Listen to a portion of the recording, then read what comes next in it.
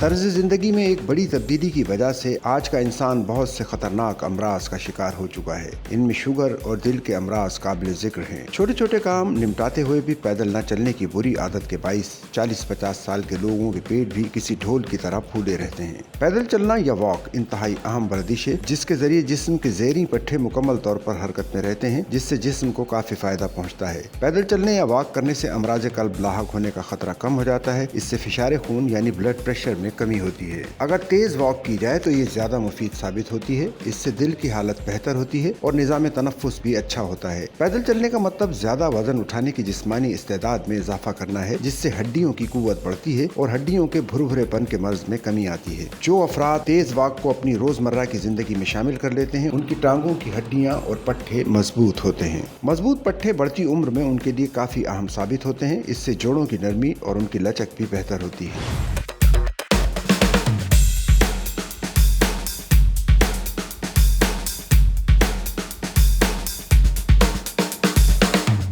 चहलकदमी या वॉक से जिस्म की तमन्नाई खर्च होती है, इसलिए इजाफी वजन भी कम होता है। सुबह के वक्त चहलकदमी से दिन भर भूख भी कंट्रोल में रहती है, जिससे वजन पर काबू रखने में मदद मिलती है। साइंसी तहकीक से मालूम हुआ है कि वॉक करने से खून में शक्कर की सतह भी कंट्रोल होती है, जिससे मेटाबॉलिक अमराज से मुंसलिक पेट की चर्बी भी कम होती है। वॉक से दिल की बीमारियों और ज़ियाबेतिस और जिगर के मसाइल भी कम होते हैं। इसकी वजह से जिस्म को मिलने वाली इंसुलिन की मतलूबा मिकदार भी दुरुस्त रहती है। यूनिवर्सिटी ऑफ लीस्टर के मुहक्किकीन के मुताबिक चहलकदमी की आदत पर कायम रहने से वो जिस्मानी गिलाफ जो हमारे DNA की हिफाजत करता है, इसमें बेहतरी आती है। इससे बढ़ती उम्र के मसाइल कदरे कम हो जाते हैं, या यूं कहें कि जल्द बुढ़ापा नहीं आता। चहलकदमी के असरात सिर्फ जिस्म पर ही मुरतब नहीं होते, बल्कि इसके नफ्सियाती और समाजी फवाइद भी हैं। वो अफराद जो जहनी तनाव और दरमियाने दर्जे के डिप्रेशन का शिकार रहते हैं, उन्हें चाहिए कि वो रोजाना की बुनियाद पर अपनी मसरूफियात में से वक्त निकालें और वॉक करने की आदत को अपने मामूलात में शामिल कर लें। इससे वो चंद दिनों के अंदर ही अपने मिजाज में खुशगवार तब्दीली को महसूस करेंगे, जिससे उनका डिप्रेशन भी दूर होगा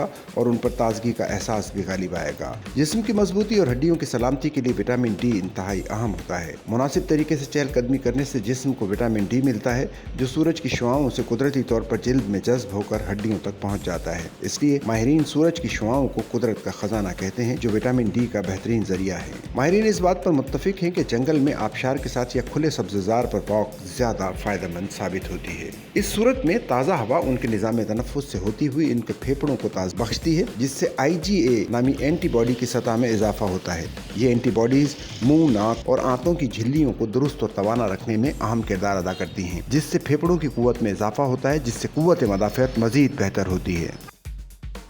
सच्चल न्यूज़ नेटवर्क की वीडियोस में खुश आमदेद। नाजरीन, वीडियो से मुतालिक अपनी कीमती राय का इजहार कमेंट बॉक्स में ज़रूर करें और चैनल को सब्सक्राइब करें।